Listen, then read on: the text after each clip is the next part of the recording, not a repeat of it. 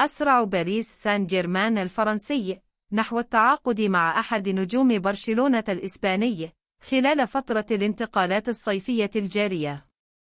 وذكرت شبكة مونت كارلو أن باريس سان جيرمان بصدد التحرك لضم عثمان ديمبلي جناح الفريق الكتالوني.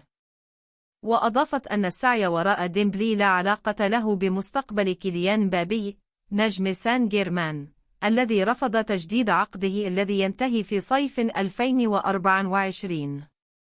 أما صحيفة موندو ديبورتيفو فقد ذكرت أن سان جيرمان يريد عثمان ديمبلي لتعويض مبابي الذي تم عرضه للبيع هذا الصيف. واقترب مبابي كثيرا من الانتقال إلى ريال مدريد بعدما رفض عرضا مغريا من الهلال السعودي قيمته مليار يورو. وينتهي تعاقد ديمبلي مع البرسا في صيف 2024، لكنه يتضمن شرطا جزائيا يسمح برحيله هذا الصيف مقابل 50 مليون يورو. وخاض ديمبلي مع برشلونة 35 مباراة في جميع المسابقات الموسم الماضي، سجل خلالها 8 أهداف وصنع 9 آخرين. يذكر أن ديمبلي 26 عاما انضم لصفوف البارسا في صيف 2017 قادما من بوروسيا دورتموند الألماني.